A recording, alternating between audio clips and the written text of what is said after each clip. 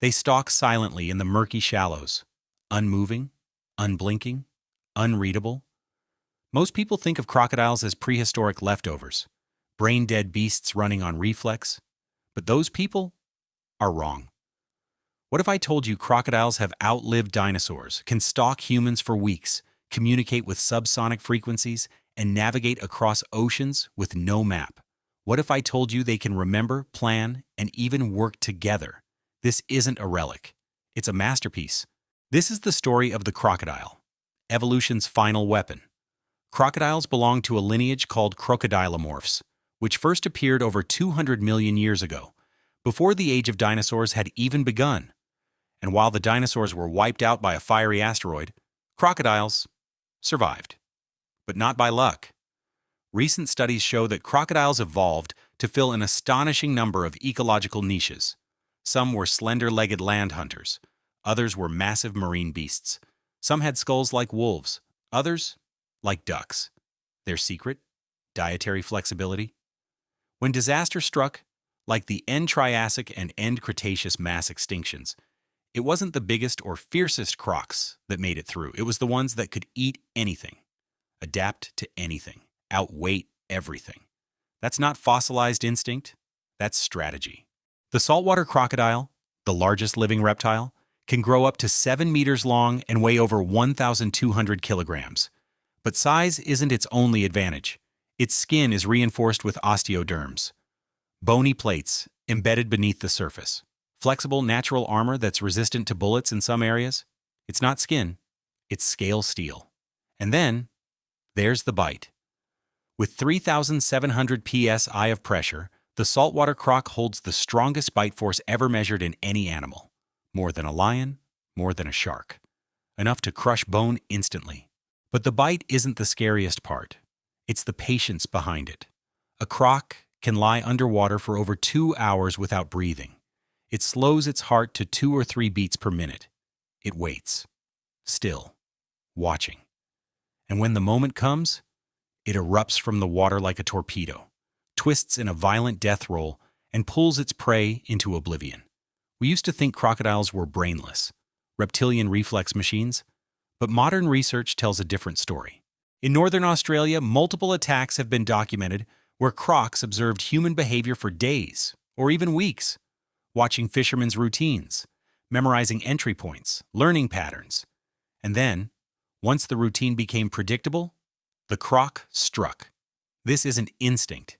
This is pattern recognition. And when problem crocodiles are relocated hundreds of kilometers away, they often return to their exact territory, crossing rivers, oceans, and islands to do it. Scientists still don't know how, but theories suggest they use geomagnetic fields, solar positioning, and even infrasound to navigate. With a mental GPS we don't fully understand. This is not a dumb lizard. This is a patient, calculating predator. Crocodiles don't just communicate by hissing or roaring. They use infrasound, extremely low-frequency sounds below human hearing. These subsonic rumbles can travel dozens of kilometers underwater. We think they use them to attract mates, declare territory, or issue warnings, like a deep reptilian sonar. But that's not all. Crocodiles also use visual signals, like jaw slaps, head lifts, or bubble bursts.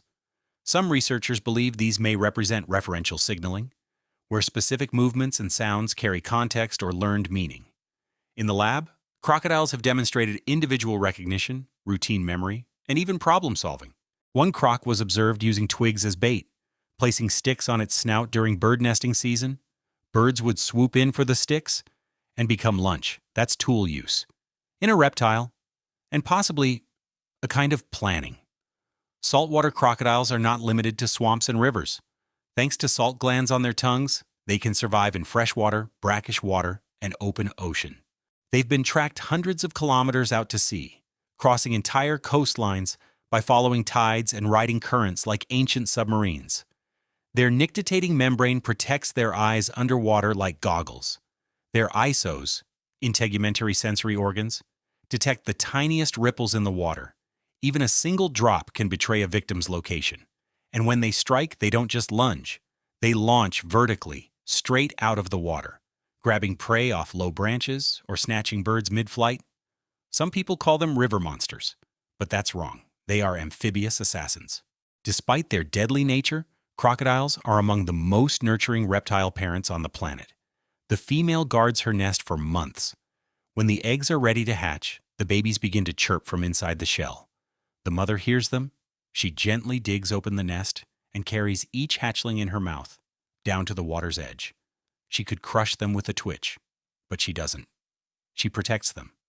In some species, the mother guards the hatchlings for weeks, helping them survive their vulnerable early days. And their gender? It's determined not by DNA, but by temperature. Just a few degrees difference turns an egg male or female. A biological roulette, ruled by sunlight. Crocs may be solitary hunters, but that doesn't mean they're selfish.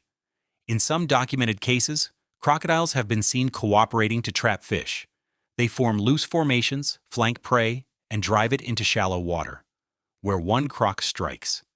That kind of coordinated hunting is rare, even among mammals. To see it in reptiles is stunning. In captivity, crocodiles show territorial awareness, recognize individual humans, and remember feeding schedules. In the wild, they stake out specific ambush spots and wait for hours, sometimes days. This is patience weaponized. This is strategy in scales. Think crocodiles are slow and clumsy? Think again. Some species, like the Cuban and Nile crocodile, can gallop. Yes, gallop. With all four limbs off the ground. Others have been spotted climbing trees, basking on branches 3 meters off the ground. And when they lie still with their mouths open, it's not aggression, it's thermoregulation. Crocodiles don't sweat. They gape to cool off, releasing heat through evaporation. Everything they do has purpose, even when they're doing nothing at all. Here's an incredible fact. Crocodiles have the ability to survive for months without food. They gorge when prey is available, and then wait. Their metabolism is so efficient that they can enter a near-fasting state, barely using energy. They don't waste time chasing. They wait until you're vulnerable. And when the moment comes, they explode. In 1 second, you go from safe to silent. Crocodiles are not relics. They are not living fossils. They are refined survivors, honed by time, sharpened by extinction, hardened by nature's worst catastrophes. They've outlasted the dinosaurs. They've outlived empires. And while humanity builds cities and machines, crocodiles remain hidden. In rivers, in swamps, in oceans, waiting. Not because they're slow, not because they're primitive, but because they don't need to change. If this glimpse into the crocodile's world made you see nature differently, hit like, tap subscribe, and ring the bell. This is My Split Mind, where curious stories, smart facts, and strange truths unfold in the shadows of the known.